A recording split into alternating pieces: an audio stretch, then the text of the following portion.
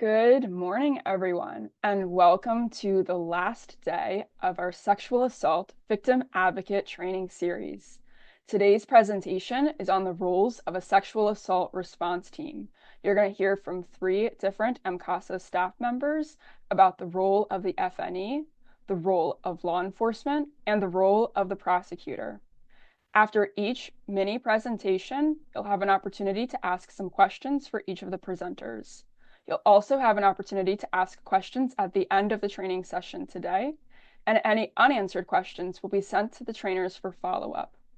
Before we begin, I would like to provide a sensitive subject matter warning.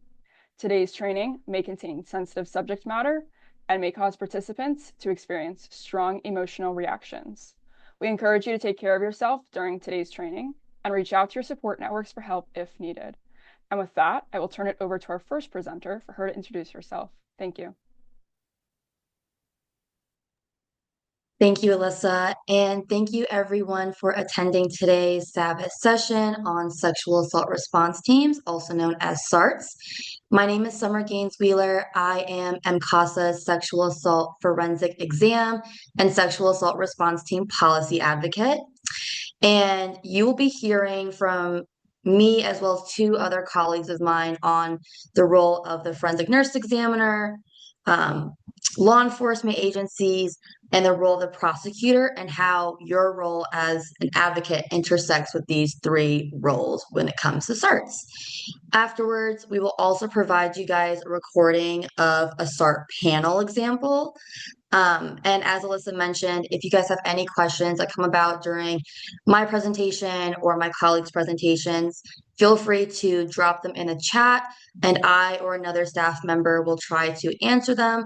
However, if we do not get to your question at all during the presentation, we will follow up with you guys afterwards. So just wanted to put that out there. And with that, I'm going to go ahead and get things started. So we have listed multiple objectives that demonstrate the learning outcomes of each of the 3 trainings that you'll be learning from today. And hopefully by the end of this SAVAT session, advocates should be able to, 1, compare and contrast their role with the role of a forensic nurse examiner, also known as an FNE, law enforcement agency, and prosecutors. 2, you guys should be able to describe what a sexual assault forensic exam is. 3, explain the importance of advocacy throughout the criminal justice process. 4, identify the 3 responsibilities of law enforcement officers. And 5, understand the relationship between prosecutors and victims to better manage victim expectations throughout the criminal justice process. So before we dive into the content, we always encourage your participation during these sessions, as your input is always very valuable to us. So before I get into the material itself, if you are comfortable, I would like to know if you guys have ever accompanied a survivor during a sexual assault forensic exam as a victim advocate. Feel free to share your responses in the chat, and then we will reconvene. I will do my best to pull up the chat. Unfortunately, given how my computer setup is kind of weird, but hopefully I can see some of your responses.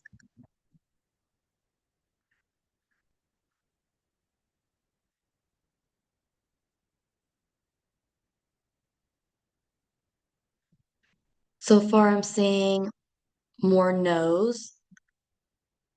We do have one yes. That's cool. Great.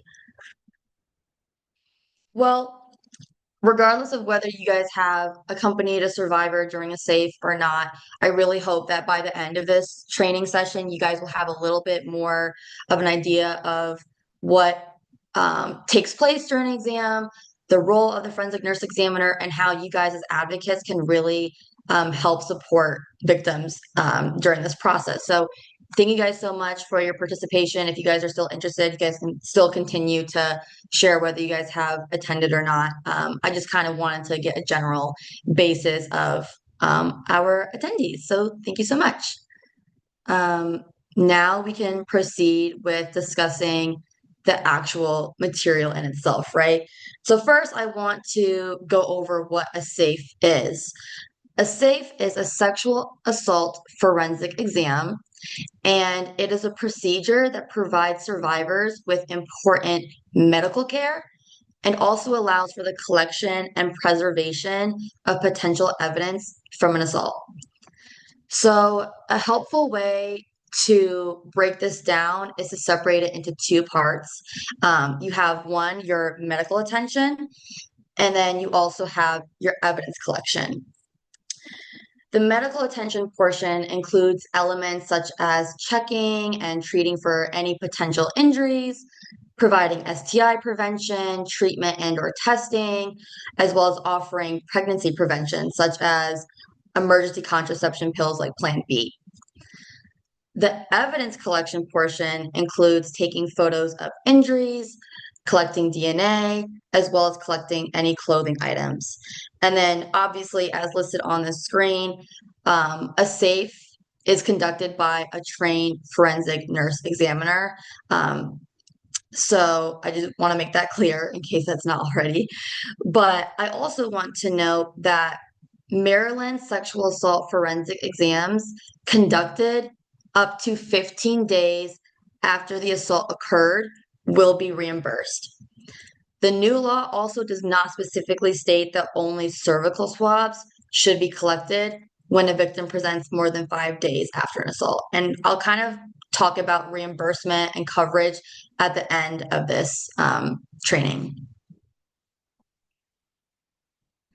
So, when understanding the process of receiving a sexual assault forensic exam or a SAFE and reporting sexual assaults, there are a few different options for survivors. Survivors can choose to report a sexual assault either to the emergency department, to law enforcement, or to a rape crisis center / advocate. It's possible that survivors reporting to the emergency department may choose not to receive the sexual assault forensic exam and may simply be interested in receiving medical treatment. If they choose not to receive a SAFE, advocate presence should still be offered. Additionally, Child Protective Services and Adult Protective Services are called into cases that involve child sexual abuse or cases that involve vulnerable adults. And according to Maryland's Office of the Attorney General, vulnerable adults are people over the age of 18 who lack the physical or mental capacity to provide for their daily needs.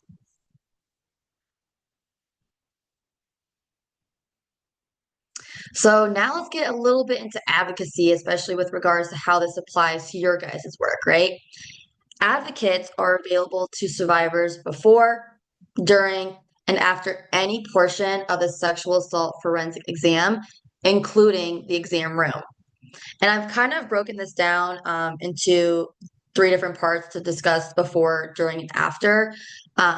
So firstly, before an exam, advocates can work to address any acute concerns identified by the survivor, as well as work through any questions about the exam process, explain their role and services, and lastly, review any potential reporting options.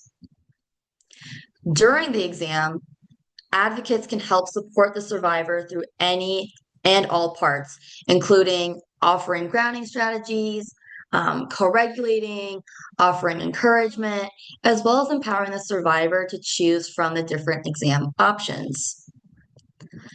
And you guys will see that I made an important note of what to do when you are invited into the exam room. So, for example, please do not speak for the survivor. Don't touch the nurse's tools. Overall, it's really important to be mindful of your physical place and space in the room itself. I also want to note that it's important to be prepared to ask the survivor if they would like privacy or for you to stay during the various parts of the exam. For example, you might encounter a survivor who wants your physical presence during the narrative portion of the exam, but may request privacy during a speculum exam and or during any other part of evidence collection. After the exam, advocates can work on a safety plan for the post-crisis intervention period, as well as connect survivors with ongoing advocacy and community referrals, and also address any other ongoing concerns that they may have. Furthermore, the safe hospital should have a protocol in place in which an advocate is immediately notified when a survivor presents to the emergency department. Additionally, advocates can work with forensic nurse examiners and potentially law enforcement to ensure a timely, survivor-centered, coordinated response to the hospital. I also want to reiterate once again that a survivor may choose not to have an advocate at the hospital or may choose to have an advocate at the hospital, even if they choose not to have a SAFE completed, right? We still want to give them that option of having that support system, even if they're choosing not to proceed with the exam. However, to that same extent, right, likewise, survivors are not required to have an advocate present and may choose not to. In this situation, an advocate can provide contact information or other relevant community referrals for the survivor to reach out to if they want in the future. So now that I've kind of given a little bit of background information on forensic nursing and SAFEs, I want to dive a little bit deeper in terms of what actually takes place during these exams. So a sexual assault forensic exam includes several important elements, and you'll see that I've listed them on the screen. But it includes a detailed interview by a forensic nurse examiner, also known as an F&E, a body exam, evidence collection, photographs, and documentation of findings. I want to note that a survivor can choose not to receive any portion of the exam at any time. And during the exam, or during the interview, I should say, survivors can disclose what they choose about the assault. However, as an advocate, you can gently encourage details as it will impact medical prescriptions and evidence collection. And lastly, I made a note that the exam can last anywhere between 3 to 6 hours, right? So this process can be extremely emotionally difficult and charging, as well as physically invasive, right? So we really want to ensure that we are supporting the survivor as best as possible while also respecting their boundaries, right? So whether it's respecting their boundaries in terms of having an advocate present or not, proceeding with certain parts of the exam or not, right? We just want to ensure that we are allowing these survivors to have autonomy, but still being somewhat gently encouraging if we feel like it can support medical prescriptions and evidence collection, but using your discretion as best as possible is important in this case. So during the exam, the forensic nurse will also look for any bruising, wounds, and other injuries that may have occurred during the assault. And if any injuries are present, the forensic nurse examiner will use photos to document the wounded areas. So you can see some examples on the right side of the screen that there are pictures being taken. I believe it says fingertip contusions, as well as web space contusions. I'm not the most familiar with these terms, obviously, since I'm not a F&E, but these are just examples of what the F&E will look for and take pictures of during this process. But we also might encounter cases where injuries are not so visible to the naked eye. For example, in strangulation cases. In these instances, an alternate light source may be used to photograph the areas and the injuries. And an alternate light source, also known as ALS, is basically a technique that can detect bruising or injury that has occurred beneath the skin layer and is not available to the naked eye.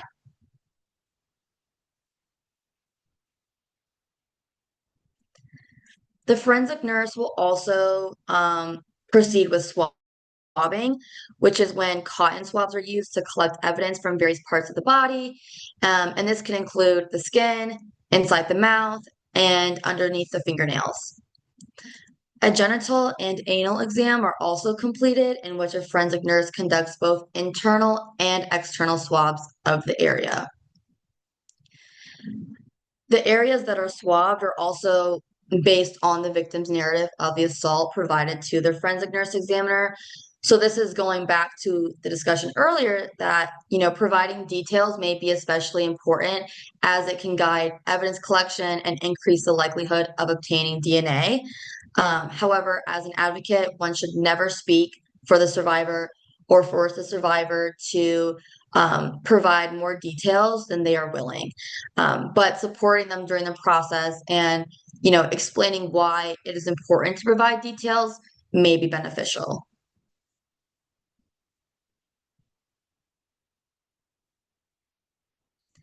So now that I have covered a lot of the material in terms of, what takes place before an exam, during the exam, I also want to talk about what occurs after the exam. So, firstly, sexual assault forensic exams are free of cost with or without health insurance as they are government funded. And I will talk about this a little bit more, but the forensic nurse examiner or advocate will also inform the survivor about community resources available to them, including counseling or support groups. I believe some of the forensic nurse examiners that I've worked with have like a pamphlet or like some sort of brochure with the important information that can be provided to the survivor. And then, as mentioned before, the survivor will also be offered any emergency contraceptives, STI prophylaxis, and HIV prophylaxis free of cost. And I want to reiterate the exam is free, regardless of a survivor's decision to report to law enforcement or not. And then this isn't mentioned in this slide, but I want to briefly mention that there has been some discussion about medical attention only coverage, which is essentially a survivor seeking medical care only and not evidence collection.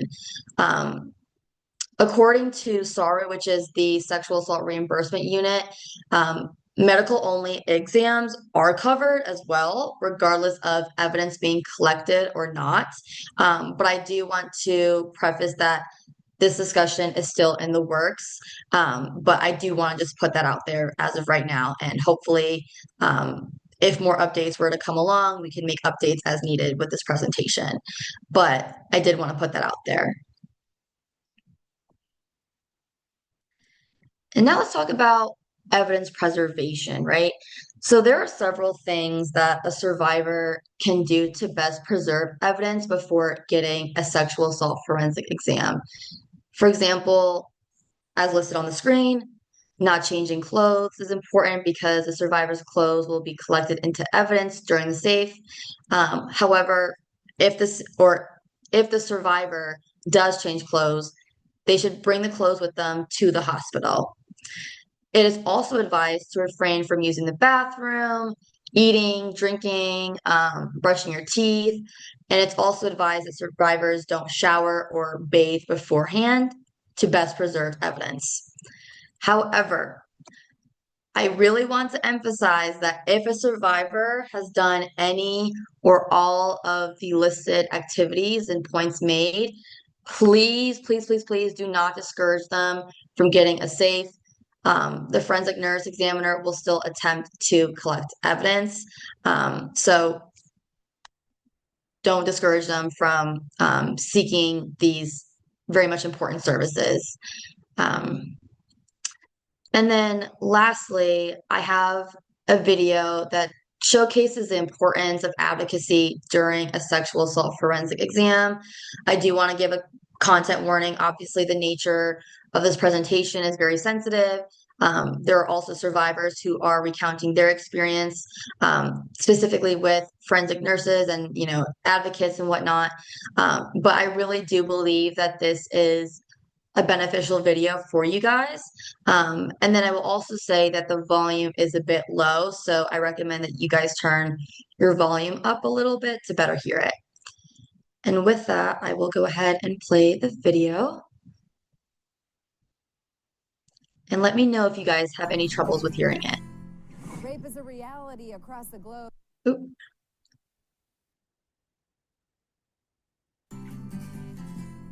Rape is a reality across the globe.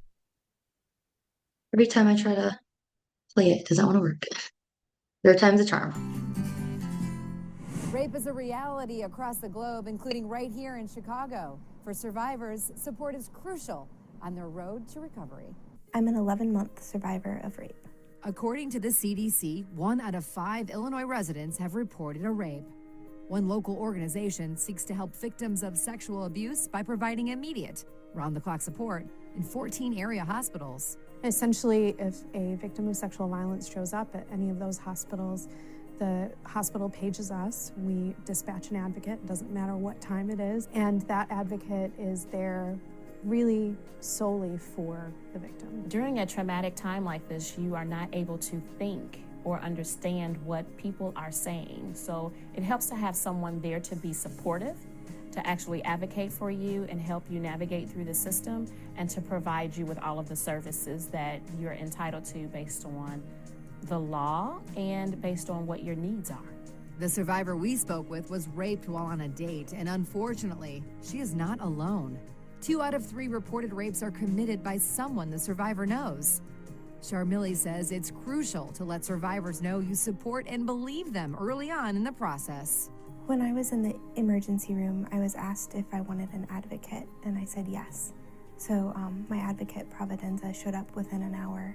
It was just so reassuring to have somebody who believed me and was on my side. There's actually been research done that shows that having immediate care right after someone is assaulted and in an emergency room setting actually improves the ability of the person on their road to recovery in terms of their emotional healing, but also in terms of their case being taken as seriously as possible. If I had not had an advocate, I would not have been aware of the civil no contact order that I was able to get temporarily.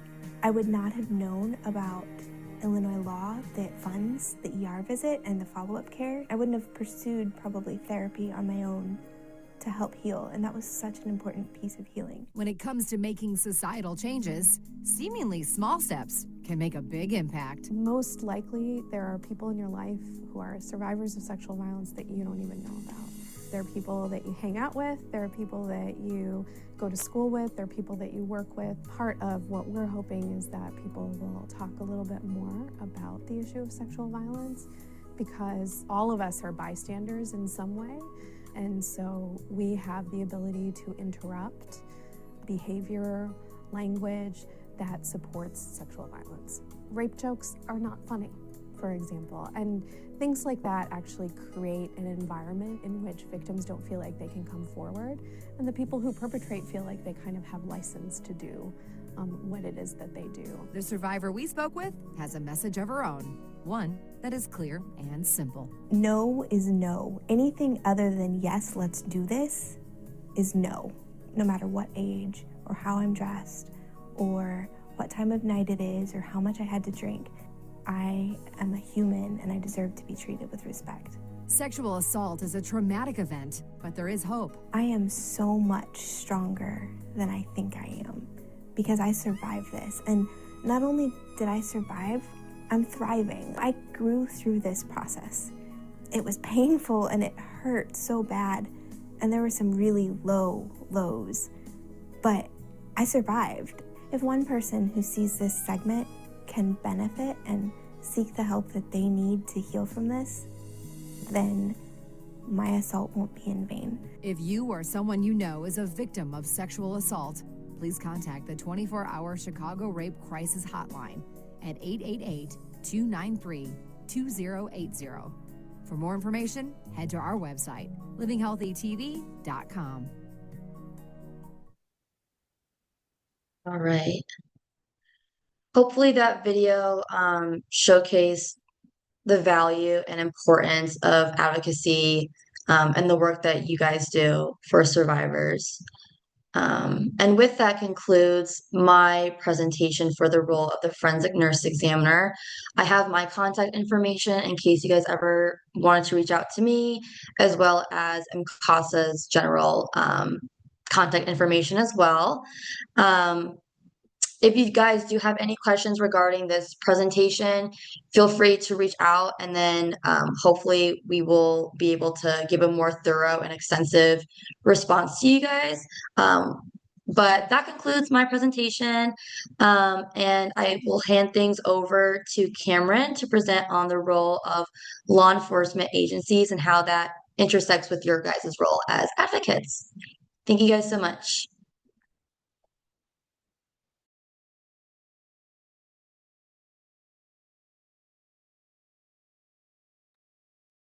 All right, give me a second to share my screen.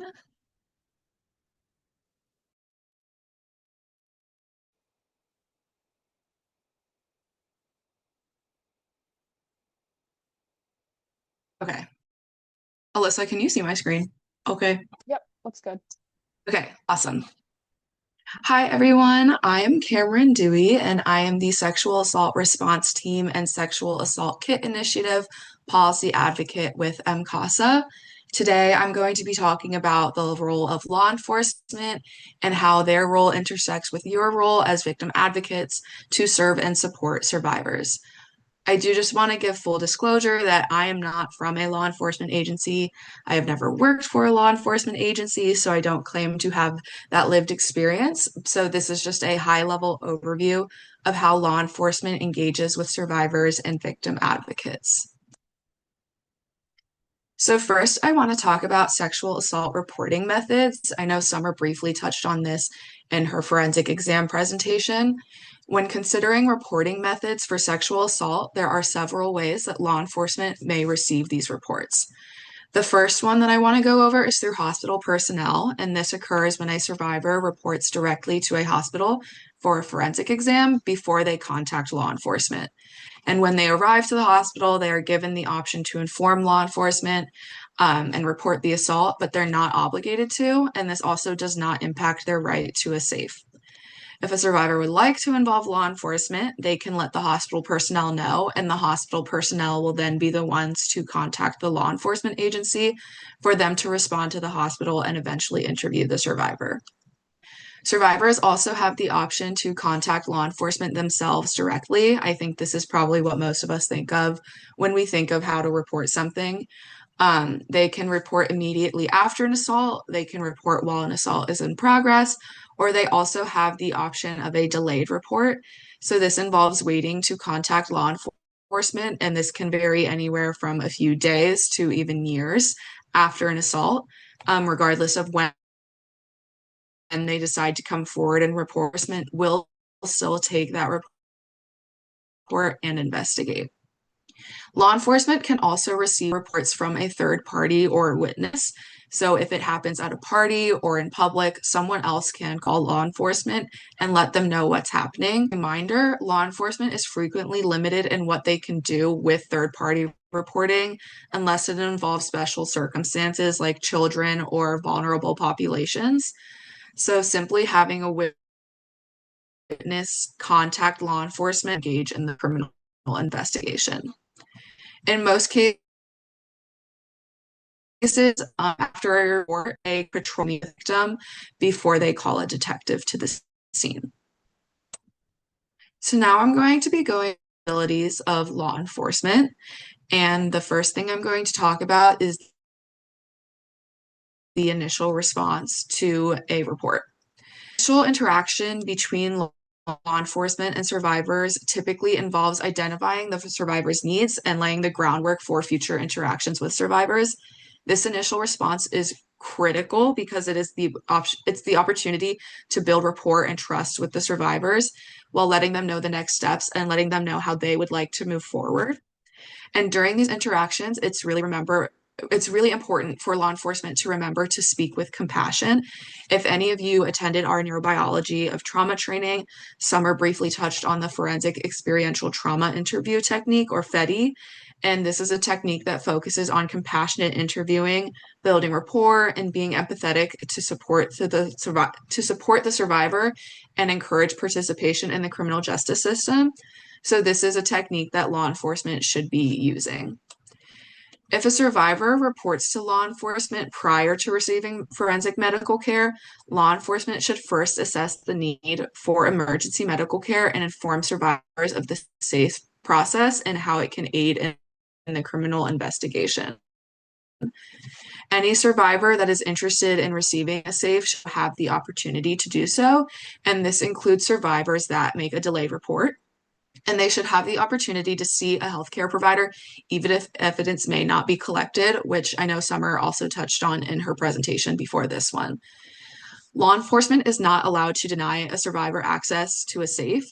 And as an advocate, it's your job to ensure that forensic medical care is accessible. And it's also important to remind the survivor that SAFEs are available for 15 days post-assault, but the earlier a survivor can get in for an exam, the better. So law enforcement's next priority after addressing medical needs and safety, which are the most important, is going to be to collect information to identify and locate the suspect. Not only is this situation, but it's also crucial for the survivor's safety and, depending on the situation and the suspect, the public safety. So law enforcement typically seeks the basic information first. This can be like where they were and other details, because they need to be able to secure the scene to begin examining the area for any additional evidence. Law enforcement may also ask survivors if they told anyone, like a family member or a friend, about the assault. And this is especially true for delayed reports. And it seems like it is a difficult question, and it may seem victim blamey, but it's important that law enforcement asks this because it can corroborate the survivor's story. So as advocates, you can support survivors by explaining that it's not that law enforcement doesn't believe them, but they are looking for supporting evidence, which can be essential in an investigation. So law enforcement responsibilities initially lie in 3 areas. The first is to protect and support the victim. The second is to gather preliminary information. And the third is to protect the crime scene to collect evidence related to the case. It's important that when law enforcement is doing this work, they are being trauma informed, and part of that includes involving the victim advocate. So most law enforcement agencies are going to work with their local rape crisis centers, and these local rape crisis centers can provide support beyond just the initial investigation. So law enforcement and advocates from these centers can work together to complete other tasks like safety planning or addressing housing needs or childcare, all important things that take place during the investigation or after. And law enforcement can and should use the Rape Crisis Center to connect survivors to that type of support. Law enforcement should also be aware that survivors may experience symptoms of trauma that affect their ability to recall information, especially in chronological order. And survivors may experience a range of emotions, including hyperactivity, flat affect, anxiety, depression, or shock. It's important that all parties recognize that there is no correct emotion for survivors to display after an assault. So it's important that investigators are trained on trauma-informed interviewing techniques and that they understand the neurobiology of trauma so that they are able to support the victim. And if anyone on this call is interested in learning more about the neurobiology of trauma and they weren't able to attend our SAVAT session the other day, there is a recording online where we go into more detail about the different responses. So next, I'm going to talk to you all about the investigation. So law enforcement is responsible for conducting a thorough criminal investigation, but it is important that they also ensure the safety of the survivor and their support groups, like their family. Addressing safety can ensure that a survivor feels comfortable enough to participate in the criminal justice system. And as an advocate, safety is also something that you should be sure to evaluate and address throughout the investigation process. Once survivor's safety is addressed, investigators should then determine if the victim knew the suspect or had any previous contact. It's really important to remember that despite the belief that rapes are perpetrated by strangers, statistics show that approximately 75% of rapes are committed by someone known to the individual. And knowing if the offender is a known individual or a stranger is an essential step in determining the next steps for the investigation, because if it is a stranger rape case, it may require the survivor to participate in a more detailed interview immediately after, because there could be a threat to the community. But if the offender is a known individual, law enforcement can obtain basic information that can allow the investigation to begin, while also giving the victim the space to rest and recover, because it is most likely more of an isolated incident. Some items that can be important for law enforcement to obtain immediately include things like, do you know where the suspect is now? Do you know if the suspect left the scene? And do you know where the suspect is going? These are all important in addressing the safety of the survivor and the community at large. And then also including details of additional information, such as the use of weapons or force or threats or drugs and alcohol, is also really important, because that obviously helps with the investigation, but also addresses safety to the community. Another part of the investigation is the forensic analysis of the sexual assault evidence kit, or SAKE, which is what's collected during the exams that Summer talked about. And this includes looking at the photographs, testing DNA samples, and more to help with the investigations. And as a victim advocate, you may be present for some of these questions. And it's important to note that some of them might sound victim blaming, like law enforcement may ask what a victim was wearing at the time of the incident. But it is important to be able to translate that for survivors and provide background context to help avoid re-traumatization and develop understanding on the part of their survivor. So next, I'm going to talk about different types of evidence. There are multiple types of evidence that law enforcement may look for, include in their investigation. And the first one is the sexual assault evidence kit, or SAKE. Survivors have the right to a free sexual assault forensic exam up to 15 days after an assault. And it is at this exam that a SAKE is collected. Law enforcement then stores this SAKE with other evidence from the crime scenes, and these are all things they will look into regarding physical evidence. And law enforcement is required to hold these SAKEs for 75 years. Some of this evidence, such as clothing that the survivor is still wearing or bodily fluids collected during the exam, is going to be collected by the forensic nurse examiner during the exam.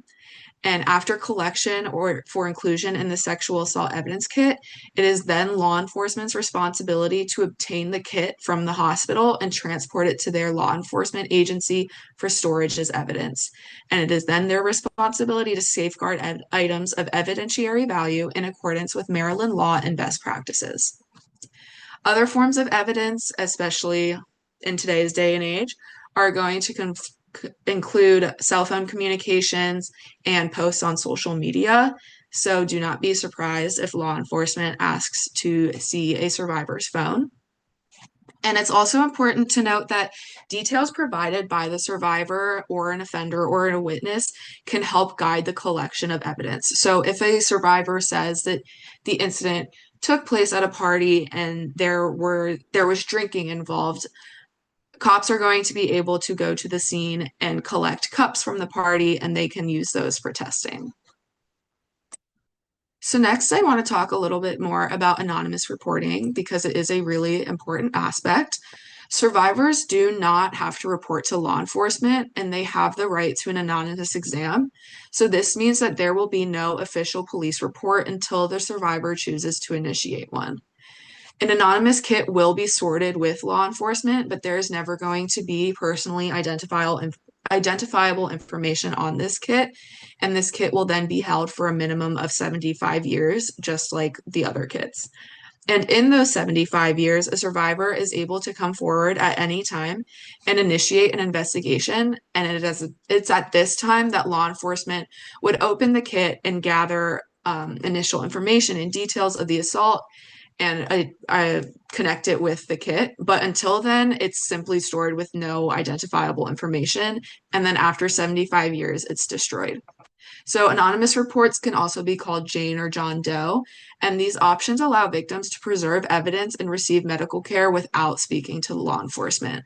And this allows them to process and recover from the assault prior to reporting, and then they can report if/when they are comfortable, and they're able to move forward with the criminal justice process at their own discretion. So as an advocate, it's important to discuss the option of anonymous reporting, but it's also really important that you all discuss how this may impact a criminal investigation. You don't want to make survivors feel that they have to report the assault immediately, but you may want to inform survivors that evidence collection from the scene or even from the offender may be lost if they choose to not report immediately, which is also why it's important to get in for a sexual assault forensic exam within that 15-day window, and the earlier the better. And remember that this is all the survivor's decision. You do not want to incorporate your personal opinions, and you'd want to let them know that whatever steps they take are okay, and you want them to do what's best for them. So before I move on to talk more about the role of an advocate, I just want to ask you all, you can answer in the chat, how you yourselves would support survivors alongside law enforcement.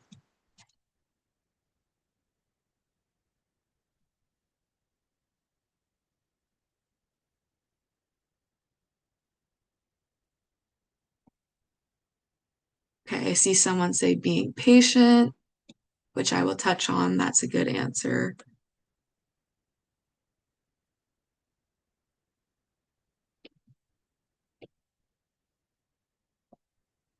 Reassuring survivors that law enforcement is doing this to support them.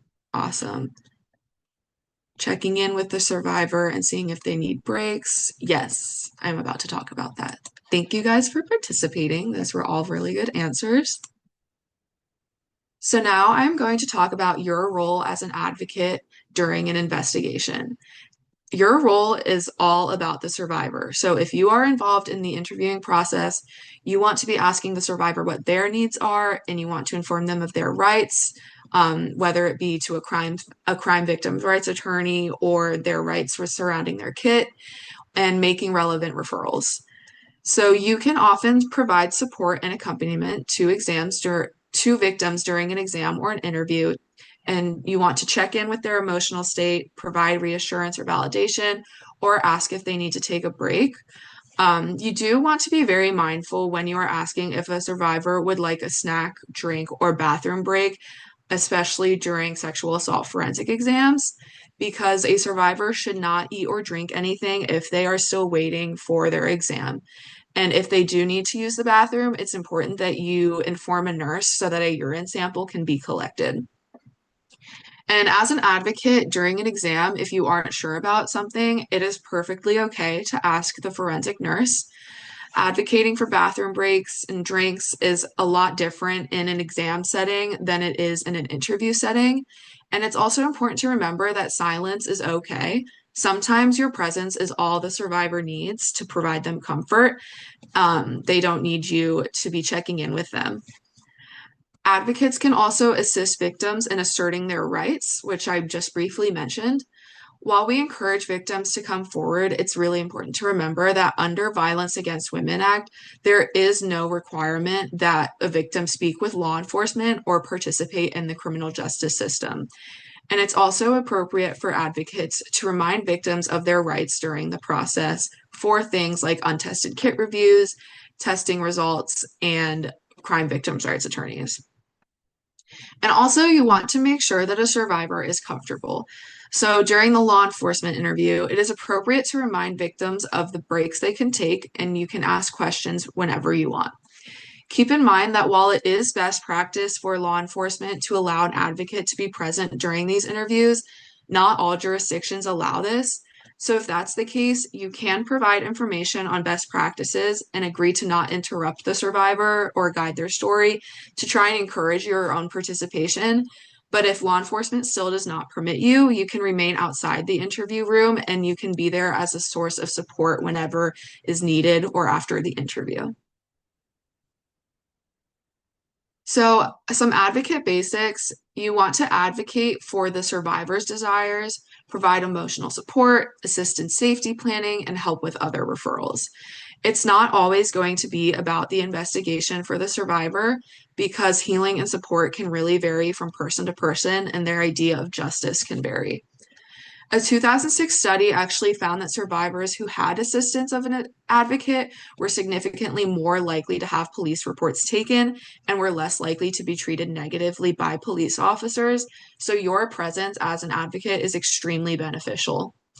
They also reported less distress after their contact with the legal system, which is really important because there are sometimes survivors who have something happen to them more than once and they won't go back to report it because they had a negative experience the first time. So your presence to make sure that doesn't happen is important in ensuring good opportunities in the future. And while advocates want to protect their relationships with other professionals, it's important that you remember that your work requires you to work on behalf of the victim's stated wishes, so you want to put them first. So next, I'm going to go over some things you want to avoid as an advocate. You may have strong feelings about whether a survivor reports or not, but it is essential to keep any opinions out of a conversation because you have the power to directly impact a victim's decision. Survivors may ask for advice, or they may even ask if you personally were a survivor and what you did when you were in their shoes, or what you would do if you were in their shoes. And it's important that you don't self-disclose about what you did or what you would do because it's about their needs. And there's no right or wrong way of going about this process. So you just want to emphasize that and encourage them to do what's best for them. If a victim asks what you would do in the situation, or if you have been assaulted and if you reported, it's important to know how to answer this question. It's very likely that it will come up.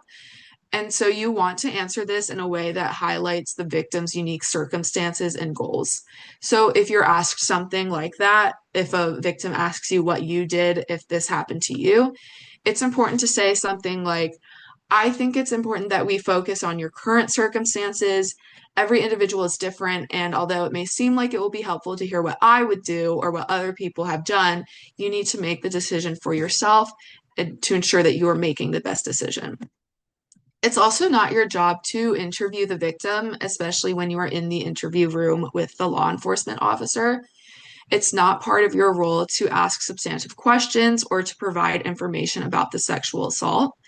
But if you are finding that the survivor seems like they are having trouble understanding some of the questions, it is appropriate for you to prompt for the victim to get clarity by asking law enforcement for follow-up. So you can ask if they would like to explain something again in simpler terms so that the victim is able to answer on their own accord.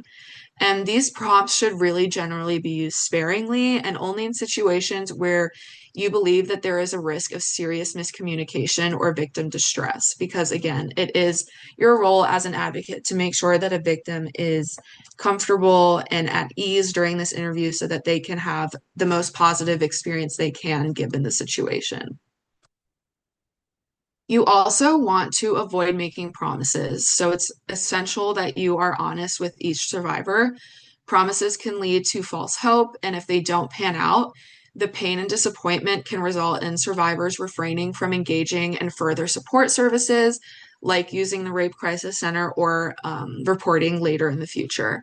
So it's much better to be empathetic and say that you are sorry that they're going through this than it is to say that you promise the police will get them and that they'll go to jail. It's also essential to remember that not all survivors have the same view of justice, and that view of justice can change over time. So a survivor may want to see their perpetrator go to jail in the beginning, but later on, they may just want to know what the result of their kit was, or vice versa. They may just want to know the result of their kit. And then later on down the road, they may say, oh, I think I'd like to actually pursue a criminal justice aspect of this. So it's important that you let them define the justice they seek. even if that just means time to heal and recognition that they experienced something traumatic, and you want to support them in their attempts to achieve whatever form of justice they would like. So in summary, it's important that we recognize that not all survivors will respond to an assault the same way. Their emotions and demeanor may vary, and this is all because of how our brain works and how it responds to trauma, and survivors have no control over it. Remember that not all survivors will want to report the assault to law enforcement, but you do want to provide information to each survivor to ensure that they are able to make an informed decision that best reflects what they would like. You want to focus on the survivor's needs, especially safety. So safety should always be the first step in addressing survivors' needs. You want to support the survivor during the investigative process. If you are permitted to sit in on interviews with law enforcement, be sure to advocate for the survivor's needs, like snack and water breaks, and prompt investigators to provide clarity if the survivor is struggling with a particular question. But again, remember in doing this, you don't want to prompt an answer in any way or ask a substantive question. You never want to speak for the survivor because this can affect an investigation and potential prosecution or conviction. It's important that the survivor speaks for themselves. And you want to know your agency's services and other local resources. You want to be prepared to make referrals, whether it be to housing or childcare or other mental health services. And you need to know your confidentiality requirements and protect each survivor's personally identifiable information and care plans. So even if a survivor is participating in the criminal justice system, remember that you have confidentiality requirements.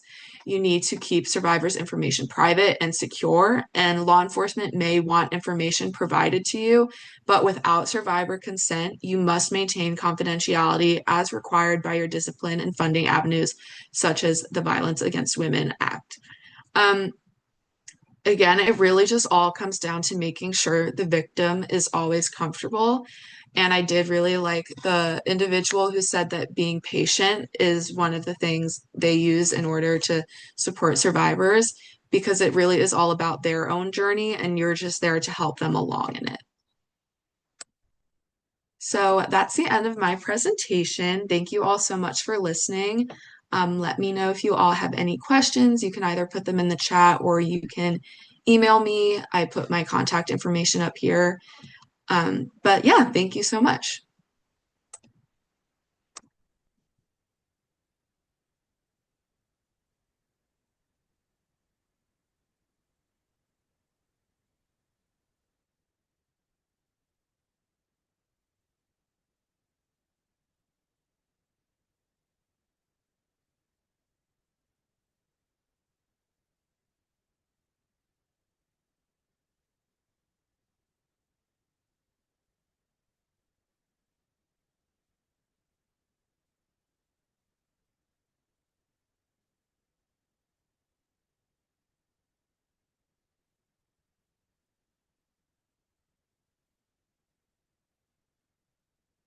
Good morning, everyone. I'm Tara Neal. I'm a senior staff attorney with the Sexual Assault Legal Institute.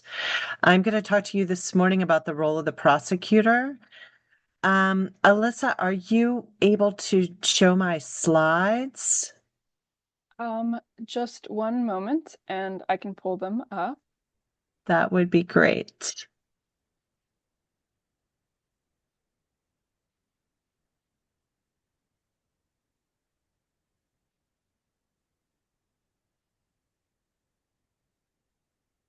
Okay, Hi, I see there's another Tara. That's always fun to see.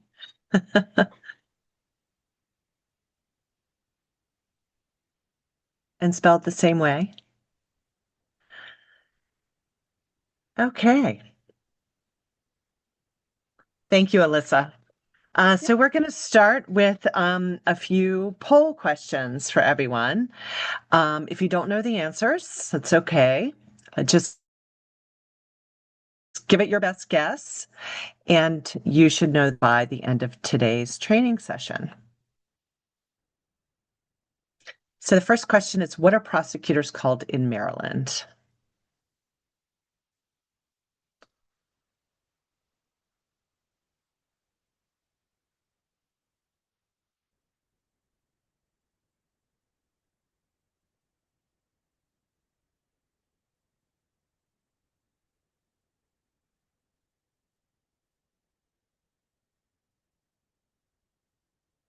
Okay, great. It looks like everyone has answered that question, and everyone is right on target. In Maryland, the prosecutors are referred to as assistant state's attorneys.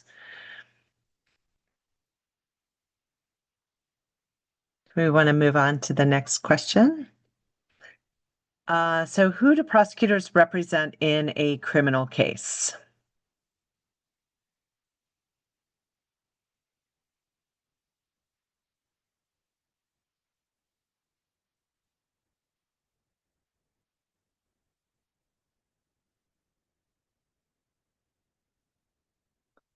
Okay, everyone's answered. So yes, in a criminal case, prosecutors are representing both the victim and the state. That is very important for us to keep in mind when we're working with survivors. I think victims often think that the state's attorney's office is representing their interests, and that is not entirely the case. The prosecutors are also looking at what is needed for public safety and what is in the public interest. And the final question, who decides if criminal charges are filed?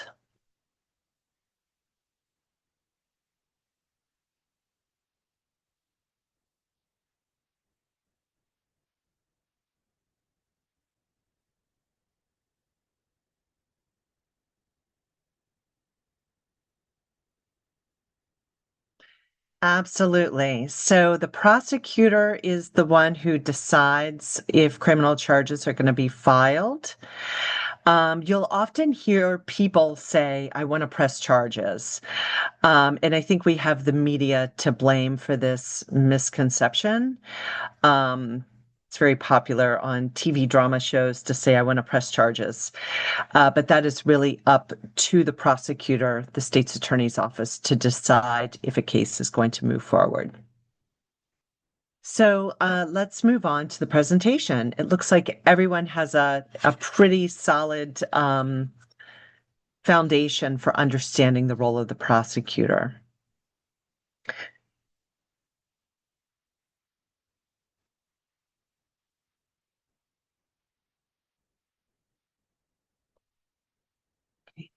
Alyssa, do I just close this box? Yes, you can close out of the poll questions. Okay. I don't need to hit share results. Nope. Okay, thank you. Okay. So the prosecutor, as we just learned from the poll questions, prosecutors are attorneys who represent the entire state, not just an individual victim. Since prosecutors do not represent victims or survivors, there's no confidentiality between the prosecutor and the survivor, and there is no attorney-client privilege. Prosecutors have ethical obligations under the U.S. Constitution and state law that require them to turn over information to the defense and to the courts. So that's why it's extremely important that your client, if you're representing them, understands that there's no confidentiality with the state's attorney's office. And that anything that would prevent the perpetrator from getting a fair trial has to be turned over. And that is interpreted broadly by the courts. So this is very important to emphasize before a meeting with the state's attorney's office. Also, since prosecutors, as we know, represent both the interests of the victim and the interests of the state, those two interests may conflict. For example, the prosecutor may want to secure a conviction in a case by offering a plea deal. And there's lots of reasons that a state's attorney may want to offer a plea. However, the victim in the case may want to go to trial. They may want their moment to testify as to what happened, and will want to go forward with charges. So that's frequently a tension between the survivor's desires in a case and the state's interest. So just to be aware that the state and the victim's interests may conflict at times. In Maryland, we call prosecutors state's attorneys. They may have other titles in other states. Federally, they're called district attorneys. Just to briefly go over what a prosecutor's primary duties are, they decide if someone gets charged, what crimes are charged, whether or not to offer a plea deal in a case or to go forward with a trial. The prosecutor has the decision-making authority over what evidence to put on and what sentence they will argue for after conviction. So next slide. So what is the prosecutor's role in the criminal justice system? So it's up to the state's attorney to decide if charges will be filed and what charges to file. Prosecutors have what we call prosecutorial discretion, and this means that it's basically their decision. However, in Maryland and in most jurisdictions, the prosecutor will meet with the victim to ask them what their wishes are in a particular case. And under Maryland law, a sexual assault victim has the right to have a meeting with the state's attorney on the decision to dismiss charges or the decision not to charge a suspect. So as advocates, you can help survivors understand why a case may not have been charged or why it has been dismissed. Often, survivors will think that the prosecutor doesn't believe them. Typically, that's not the case. Often it has to do with evidence. And the fact that in a criminal case, the burden of proof is beyond a reasonable doubt, which is a very high standard. And often the state's attorney is thinking about what evidence do they have and are they able to meet that burden of proof? And that will really color whether or not they decide to proceed with a case. We also are well aware that sexual assault cases can be extremely difficult to prove because they often happen in private, and there is little evidence to corroborate what a victim is saying. So they make these cases very difficult in terms of moving forward. Next slide. So how do prosecutors determine what crimes to charge and who to charge for a particular case? So the prosecutor will get the charging document or will have a meeting with the police to discuss, what evidence is available to them. And they have to evaluate the evidence and make a decision about going forward. So the prosecutors have to consider ethically by law whether there is probable cause to charge. So to charge a particular crime or a series of crimes, the prosecutor needs to have what we call probable cause, which is a sufficient reason to believe the crime occurred and the person charged is the person who committed it. At the time of charging, the prosecutor does not have to know that there is evidence beyond a reasonable doubt.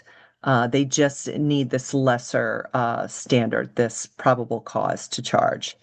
But as I said before, often the prosecutor is looking ahead at the time of charging to consider whether or not there's going to be enough evidence, and if there is, can they prove that case beyond a reasonable doubt?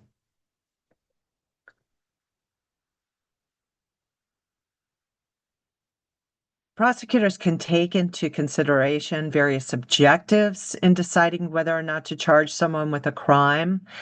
They will be thinking about things such as justice for a survivor.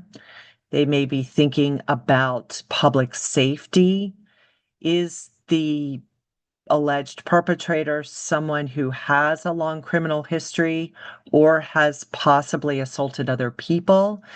And so does the prosecutor want to go forward because this is a person who they perceive as a danger to the community? The prosecutor will also be looking at punishment for the offender. And in juvenile cases, of course, a prosecutor will be looking at rehabilitation. So those are some of the objectives the prosecutor will consider. Next slide. So I've already talked a little bit about the different standards of proof in a criminal case.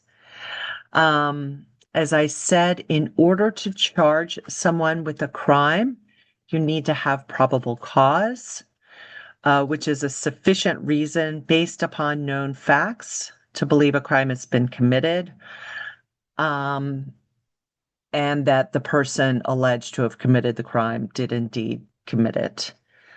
Beyond a reasonable doubt is what needs to be proven at trial. This is a very high burden of proof. If a case goes to trial, the jury will be instructed on the standard of beyond a reasonable doubt. It doesn't require absolute certainty of guilt, but it does require that there are no other reasonable explanations other than the defendant being guilty. Of course, if the case is heard by a judge, the judge will also be using the same standard of proof. Next slide, please. So let's talk a little bit about the crime. So prosecutors decide what crimes to charge. And each crime is made up of elements or certain criteria that the prosecutor needs to prove. So not all bad behavior is a crime under Maryland law. For example, stealthing is when a person lies about putting a condom on during sexual intercourse or removes a condom during sexual intercourse without the other person's permission. So stealthing is not a crime under Maryland law. Hopefully one day it will be. So that's an example of bad behavior that's not currently criminalized. And you can probably think of other examples. One act or event may lead to multiple charges. So typically the state's attorney's office will file the most serious crime that they think they have the elements to prove. So for example, if there's been a rape, the state's attorney's office will also charge what we call the lesser included crimes. So that could be a sex offense in the 4th degree. That could also just be a 2nd degree assault case. And the reason that the state's attorney's office charges all the lesser included crimes is it gives them the ability to offer plea agreements on different charges. It also ensures that if the state goes to trial and they're unable to meet the elements of the highest charge, they could potentially get a guilty finding on a lesser charge. and that is something that I think is confusing for survivors when they see the charges. They don't understand. They say, well, it was a rape. Why is the perpetrator also being charged with these other things? And it's because it allows the state's attorney's office some flexibility in terms of trying the case and in terms of getting a plea. It's important to keep in mind that there are statutes of limitations, particularly on misdemeanors, and misdemeanors are lesser crimes. And that means there is a period of time that the victim must report the crime to the state's attorney's office in order for it to be charged. Felonies do not have a statute of limitations. Next slide, please. So let's look at an example of a crime. So how would you define harassment, or when you hear the word harassment, what do you think of? If you just want to put it in the chat. Yes. How would you define harassment as a crime? Unwanted attention. Abuse. Yes. Unwanted attention. Yes, unsolicited attention that's harmful.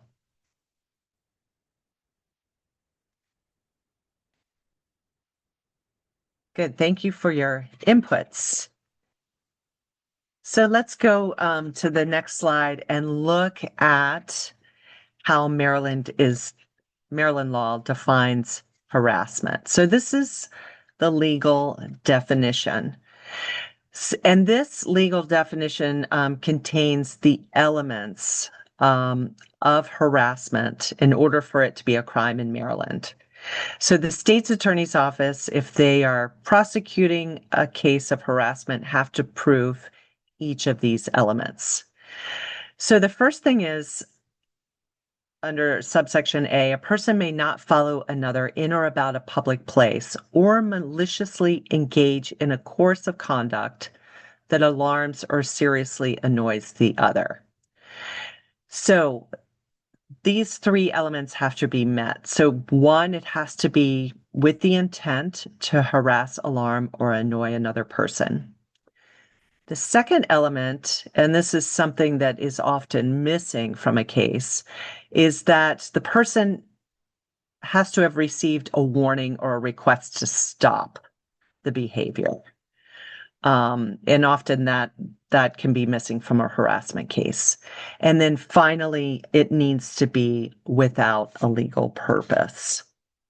So you can see that what we commonly think of as harassment from an everyday language use is quite different than what we see from a legal definition. So when a prosecutor is looking at a harassment case, they have to look at whether or not each of these elements are met. So, for example, two people that have a child in common, one party may complain that they have gotten hundreds of phone calls from the other party, the other parent. And depending on what type of custody arrangement they have, it may be that the defense is that all of those calls or text messages are, about arrangements for the child. So that would really go to, is there a legal purpose there? And also, as I've said, a missing component is often this request to stop. If the survivor never told the perpetrator to stop, the judge can't find that legal harassment has occurred. So it's important, if you have a harassment case, that you explain, the elements of the law, and that each element needs to be met. And this is important for managing a survivor's expectations in a case. Next slide, please. So the state's attorney will look at a variety of evidence in a case when making decisions about going forward and about going to trial. So I just want to emphasize that a survivor's testimony is evidence, and it's important evidence. And often people will say, well, there's no evidence, but a survivor's evidence is just as strong as other items, such as photos, written statements, text messages, 911 calls, medical evidence. All of those things help strengthen or corroborate the victim's testimony in a case. Now, the state's attorney will look at what is admissible evidence or evidence that can come into court and what types of evidence are inadmissible. And those are things that cannot come into evidence. And a common reason for something not being admissible is because it's hearsay. Hearsay is when someone says something that someone else has said. Generally, that is not admissible in a court hearing, and the judge will not allow it to come in. So, for example, if Jane Doe testifies that Mary told her that John was at the party, in court, a judge can't consider that testimony because prosecutors can't hear what someone else is saying for the truth of the matter. Very similar to a rumor. So rumors can't be brought up in court because they aren't verifiable. Admissible forms of evidence typically are photos, things such as injuries, or perhaps a photo that shows a survivor who's incapacitated and therefore couldn't consent to what happened. Sometimes written statements can come in. They must meet certain requirements to come in. If it is a statement written by the person who's testifying or a statement that can be verified by the witness, that will be important for admitting a written statement. Sometimes 911 calls can come in. Police can testify about what they observed and what actions they took. Medical records can come in. Other items of physical evidence are also admissible. Next slide. So, outcomes of a case short of going to trial. So, as we discussed before, the state's attorney will evaluate the case and may offer a plea bargain. Typically, in a case, a number of charges are filed, and the defendant may choose to plead guilty to a lesser offense on one or some of the lesser charges. And there's many motivations for both sides to take a plea. The defendant may want to take a plea offer because it offers him a good deal. It offers him lesser time in jail or lesser time on probation.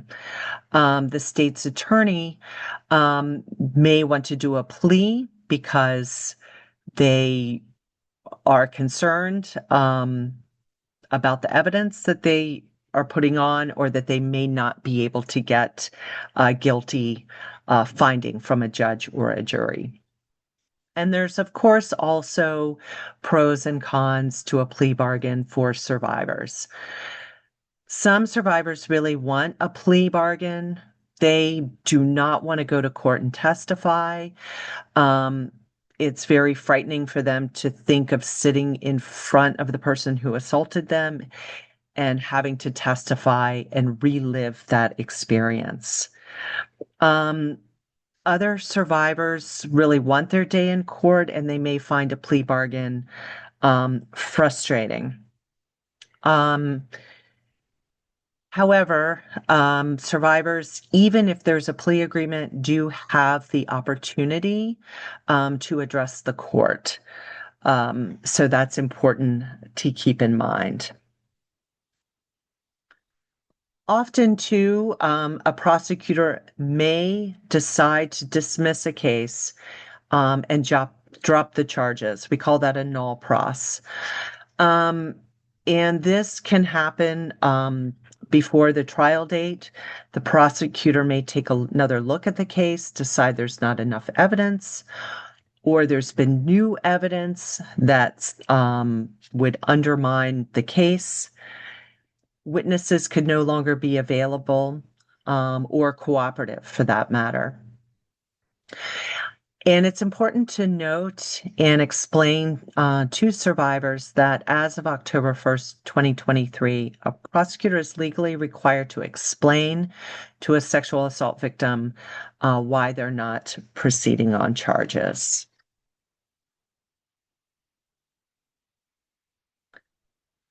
So trial.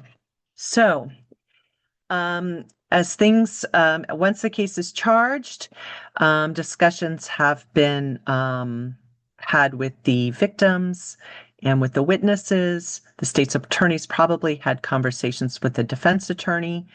No plea agreement's been reached. The state's attorney will look at going to trial.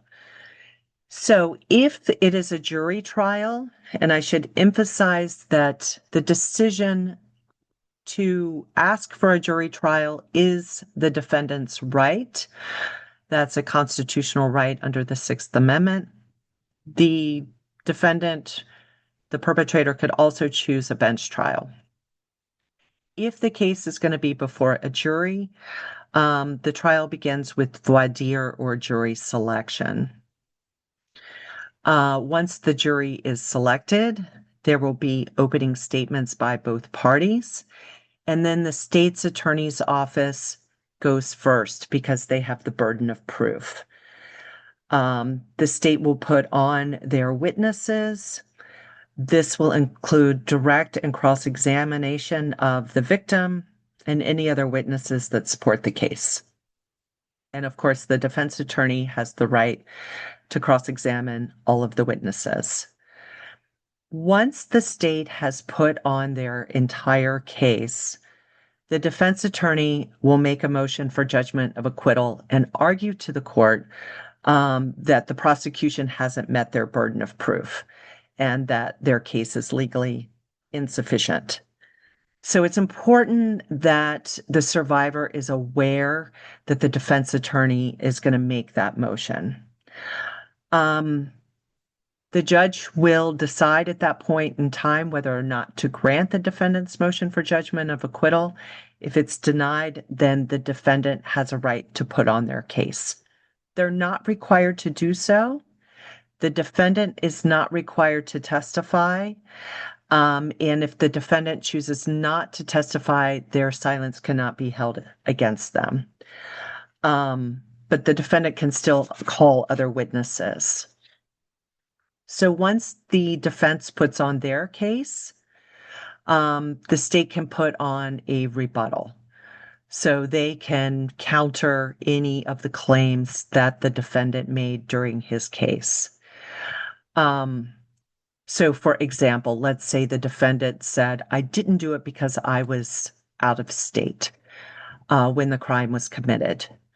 The state can then put on employment records that show the defendant was, in fact, here in the state when the crime was committed to rebut the defendant's case. Once both sides have put on their case, of course, there's closing statements by both parties. Then the jury is given instructions and they are sent away to the jury room to discuss the case and come up with a decision about whether or not the defendant is guilty. Jury instructions are given at the beginning of deliberations, and it instructs the jury on how to consider the evidence. So it's important that survivors know that verdicts can either happen quickly or sometimes they can take a long time. If jurors can't agree on a unanimous verdict of guilty or not guilty, we call it a hung jury. And the judge can give further instructions to help jurors reach a resolution. If the jury cannot come up with a unanimous verdict, the case results in a mistrial and the state's attorney's office has the opportunity to try again. Or they can reach a plea agreement, or they can make a decision to dismiss the case. So it's important for the survivor to be aware of that trial procedure. Next slide.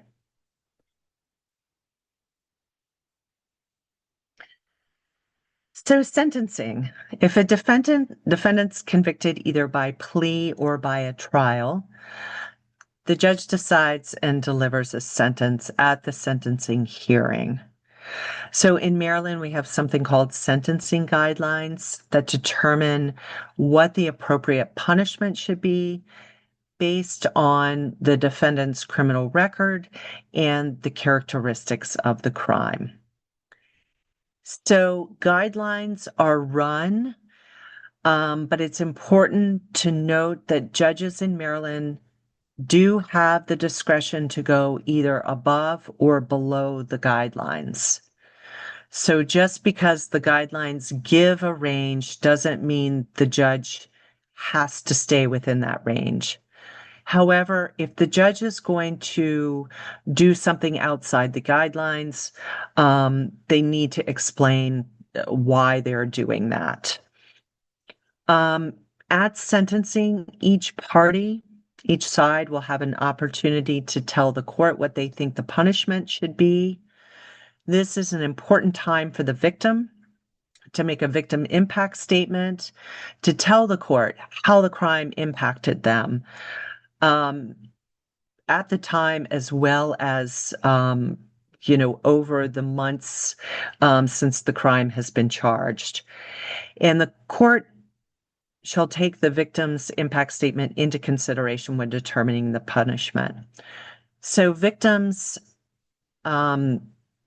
really benefit from support from an advocate in crafting their victim impact statement. It can be done orally, it can be done in writing, but it's really important that it's in the victim's own words. And often it's helpful if the victim wants to give it orally for them to have some practice sessions with an advocate. Next slide. So prosecutors' interactions with survivors. So this really depends on the case. It often depends on the jurisdiction. Often most of the interaction between the state's attorney's office and the survivor will be done by the victim witness coordinator. So each prosecution office has a victim witness unit. These are usually social workers, and they will do a lot of the communication between the state's attorney's office and the survivor. Sometimes the prosecutor will meet directly with the survivor. Again, it just depends on the jurisdiction. This can be to interview them about the case, to do trial prep, to do direct examination and then also cross-examination, the questions they think the defense attorney is going to ask the survivor. Again, it cannot be stressed enough that during meetings between the state's attorney's office and the survivor, there is no confidentiality and there is no attorney-client privilege. I suggest continually reminding the survivor that there is no confidentiality and no attorney-client privilege, that anything they share with the state's attorney's office, they should consider that it will be turned over to the defense attorney. So this is really important for maintaining victims' rights. I also want to note that prosecutors will typically tell victims that they're considering a plea bargain, and what the terms of that plea bargain may be. The survivor doesn't have any decision-making over that plea, but they do have the right to be informed about the plea bargain and to express their opinion about it. Next slide. So,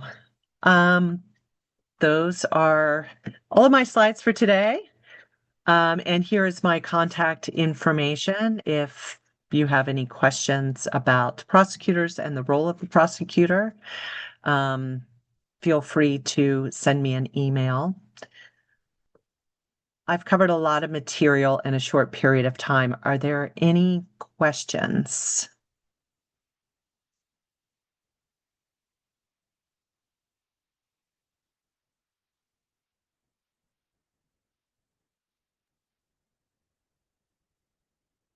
All right, well, I'm not seeing any questions right now, but if you have any questions, feel free to reach out to any of our trainers for today. I will also be sending a follow-up email later with a copy of the video recording, all 3 presentation slides, as well as the evaluation link and the trainer's contact info. So feel free to email them directly. You can also respond to my follow-up email and I'll forward your questions. You can also contact us at info@mcasa.org and your questions will be forwarded to the trainers that way as well. So thank you all so much for joining us for this training session, as well as all of the other trainings in this series.